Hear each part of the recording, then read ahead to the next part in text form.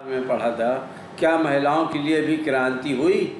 अर्थात यह अध्याय अब इतिश्री हो चुका है और अपन अब प्रारंभ करने जा रहे हैं अध्याय 5, है ना। तो अध्याय 5 तो इसमें जैसा दिया हुआ है दास प्रथा का उन्मूलन। ठीक है, दास प्रथा का उन्मूलन आज हम पढ़ने जा रहे हैं। तो हम इस संदर्भ में आपको यह जानकारी देंगे कि वो जो फ्रांसीसी उपनिवेश में दास प्रथा का उन्मूलन है ना, तो फ्रांसीसी उपनिवेश में दास प्रथा का उन्मूलन जैकोबिन शासन के क्रांतिकारी सामाजिक सुधारों में से एक था। क्या था? जो फ्रांसीसी निवेशक थे तो उन उपनिवेशकों में से दास प्रथा का जो उन्मूलन था, तो जैकोबिन शासन के क्रांतिकारी और समाज सुधारक में एक थे, है ना। और वो जो हैं कैरिबियाई उपनिवेश, क्या कैरिबियाई उपनिवेश मार्टिनिक, गडेलोप और सैन डोमिंगो, ये लोग जो थे इन्होंने तंबाकू, नील, चीनी एवं कॉफ़ी जैसी वस्तुओं के महत्वपूर्ण आपूर्ति करता थे। जो भी चीज़ की घटा बढ़ी होती थी, घटा जाता था, कमी पड़ती थी, तो उसकी आपूर्ति या उसकी पूर्ति करते थे, है ना। और अपरिचित एवं दूर देश जाने और काम करने के प्रति यूरोपियों की अनिच्छा, क्या यूरोपियों की अनिच्छा का मतलब था बागानों में श्रम की कमी।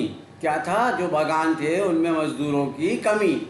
इसलिए इस कमी को यूरोप, अफ्रीका एवं अमेरिका के बीच त्रिकोणी दास व्यापार द्वारा पूरा किया गया। कैसे पूरा किया गया?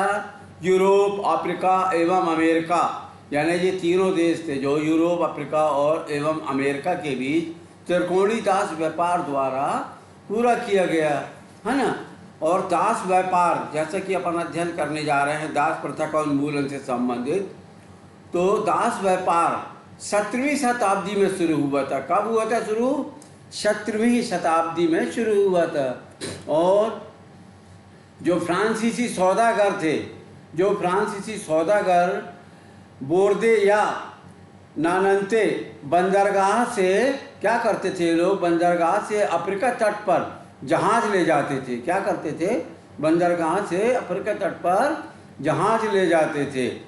और जहां वे स्थानीय सरदारों से दास खरीदते थे, समझ रहे हैं हम, जहां वहां के जो स्थायी निवासी थे और स्थानीय थे, तो स्थानीय सरदारों से दास खरीदते थे और दासों को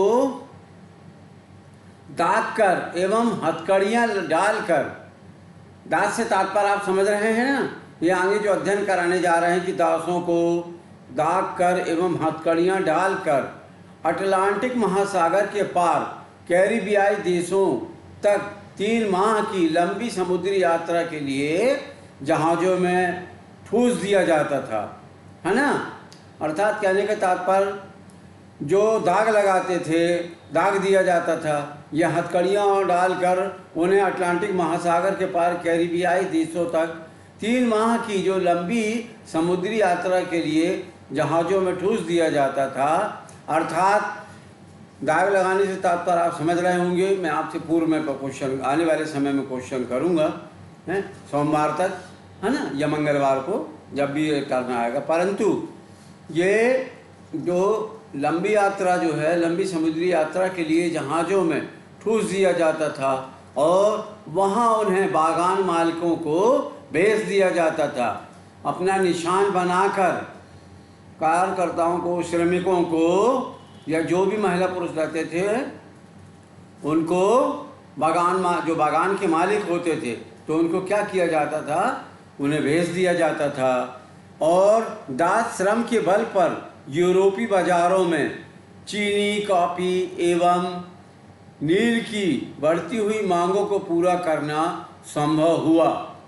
ठीक है, क्या होता था जब वो ले जाते थे लंबी 3 माह की यात्रा पर, और उसके पश्चात फिर उन्हें वह क्या करते थे, बागान के जो मालिक रहते थे तो बागानों के मालिकों को बेच देते थे। ठीक है, और दास श्रम के बल पर यूरोपीय बाजारों में चीनी कॉफ़ी एवं नील की बढ़ती मांगों को पूरा करना संभव हुआ और कोरदे और ननंते जैसे बंदरगाह, ये बंदरगाहों के नाम थे, कोरदे और ननंते जैसे बंदरगाह फलते फूलते दास व्यापारियों के कारण ही समृद्ध नगर बन गए। ठीक है, ये समृद्ध नगर से तात्पर्य जैसे अपन समृद्ध हैं, संपन्न हैं जैसे बोलते हैं ना, तो इसी प्रकार से शब्दों का उपयोग किया गया है कि ये समृद्ध नगर बन गए। जैसे कि आप ये चित्र देख रहे हैं, है ना, इस चित्र से आप वास्तविक रूप से जो अध्ययन कराया जा रहा है इससे स्पष्ट झलक रहा है अध्ययन की जो प्रतिक्रिया है या क्रिया है, क्या हुई क्या हो रहा है। ठीक है, अब आगे जो है जैसा कि 17वीं शताब्दी के संदर्भ में आपको अभी अध्ययन कराया है ना, कि दास प्रथा 17वीं शताब्दी से प्रारंभ हुई। अब उसके पश्चात 18वीं सदी में, अब 18वीं शताब्दी में सदी में आ रहे हैं अपन, तो 18वीं सदी में फ्रांस में दास प्रथा की ज़्यादा निंदा नहीं हुई। क्या हुआ? 18वीं सदी में फ्रांस में दास प्रथा की ज़्यादा निंदा नहीं हुई। नेशनल असेंबली में लंबी बहस हुई। कहाँ? नेशनल असेंबली में लंबी बहस हुई कि व्यक्ति के मूलभूत अधिकार और उपनिवेशों में रहने वाली प्रजा सहित समस्त फ्रांसीसी प्रजा को प्रदान किया जाए। क्या किया जाए?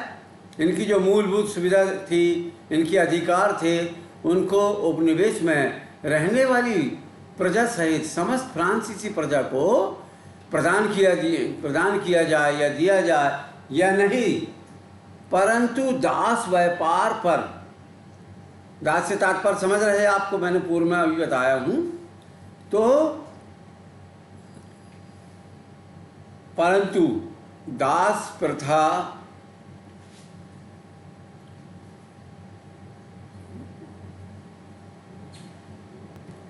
हाँ, जैसा कि इन्हें फ्रांसीसी प्रजा को प्रदान किया जाए या नहीं, तो दास व्यापारी पर निर्भर व्यापारियों के विरोध के भय से, क्या, जो दास प्रथा के ऊपर जो व्यापारी निर्भर थे, तो उन व्यापारियों पर निर्भर व्यापारियों के विरोध के भय से नेशनल असेंबली में कोई कानून पारित नहीं किया गया। क्या है?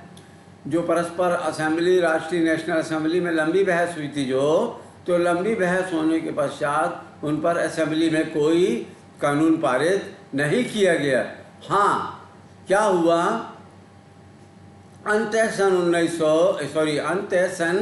1794 के, क्या, सन 1794 के कन्वेंशन में फ्रांसीसी उपनिवेशों में सभी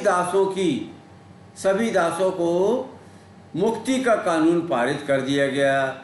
जिनको बंदी बना लिया जाता था, जिनको दास बना लिया जाता था, है ना, तो किडनैप कर लिया जाता था जैसे, और फिर उनको दास बना लिया जाता था, तो उन सबको क्या किया गया? सन 1794 के कन्वेंशन ने फ्रांसीसी उपनिवेशों में सभी दासों की मुक्ति का कानून पारित कर दिया। और फिर क्या हुआ? यह कानून एक छोटी सी अवधि तक ही लागू रहा। क्या था? यह कानून जो था एक छोटी सी अवधि तक ही लागू रहा। अच्छा, 10 वर्ष बाद फिर क्या हुआ?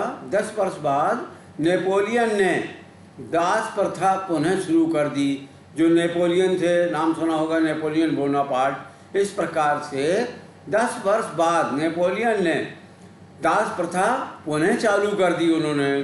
ठीक है, और फिर क्या हुआ? जो बागान मालिक थे, तो बागान मालिकों को अपने आर्थिक हित साधने के लिए अफ्रीकी नीग्रो, हम और आपने देखा ना, हमारे अपने देश में आते काले काले से रहते हैं, घुंघराले बाल वाले, तो आर्थिक हित साधने के लिए अफ्रीकी नीग्रो लोगों को गुलाम बनाने की स्वतंत्रता मिल गई। क्या हुआ? जो अफ्रीकी नीग्रो थे, तो बागान मालिकों को अपने आर्थिक हित बनाने, अपने आर्थिक सहयोग के आर्थिक हित के लिए और अपने आर्थिक सुदृढ़ स्थिति को सुदृढ़ करने के लिए, साधने के लिए अफ्रीकी नीग्रो लोगों को गुलाम बनाने की स्वतंत्रता मिल गई। और जब उनको गुलाम बनाने की स्वतंत्रता मिल गई, तो फ्रांसीसी निवेशों से क्या हुआ? फिर फ्रांसीसी उपनिवेशों से अंतिम रूप से दास प्रथा का उन्मूलन। क्या? जो फ्रांसीसी निवेशों से अंतिम रूप में और अंतिम चरण में दास प्रथा का उन्मूलन 1848 में किया गया, है ना? 1848 में किया गया।